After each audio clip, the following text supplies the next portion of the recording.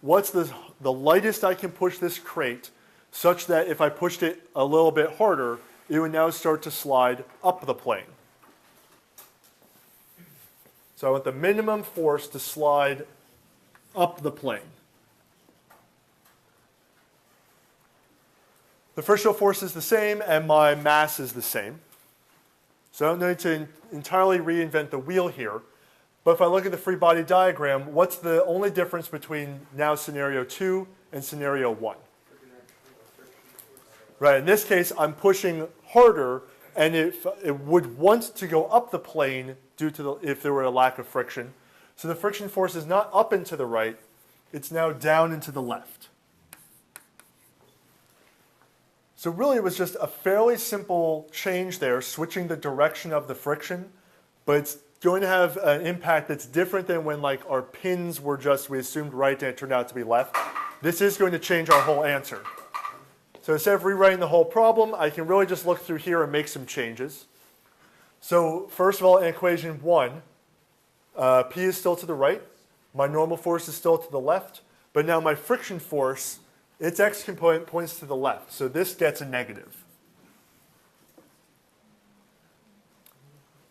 And in equation 2, my friction force is now down and to the left, so this also gets negated.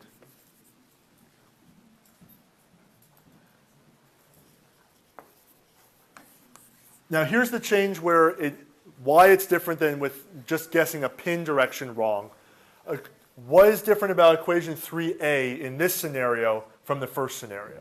It doesn't change. We're still on the verge of slipping, so the friction force is still at its maximum value, which is still mu times n. So equation 3a is exactly the same. And this is why changing the direction of the friction is more complicated than just getting the opposite sign. Because notice what happened. Equations 1 and 2, I flipped the sign of friction. That's okay. But I didn't flip it in equation 3a. That's where that difference is going to be. If I just flipped it on everywhere the FR appeared, it wouldn't matter if I said it was up and to the right or down to the left. I would just get the opposite sign. It would not be a big deal. But it changed in 1, it changed in 2. 3a is exactly the same. So what that's going to do is that's going to change all of my values because I switched it 2 places but not the third place. Now if I take equation 3a and put it into equation 2, again, this is negated, this is not, I get a different normal force. Here I'll get a normal force of 663 newtons under this scenario. Putting that back into 3a, the friction force under this scenario is 166 newtons. Again, thinking back to scenario 1, why is the maximum friction force higher now than it was before? The coefficient of friction hasn't changed between the 2 scenarios.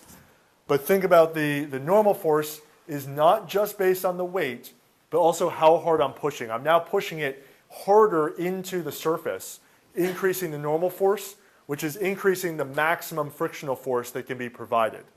So because I'm pushing it harder into that surface, I can now have 166 newtons to prevent it from moving. Now if I put both of these into equation 1, this will tell me that the amount of force it takes is going to be 475 newtons.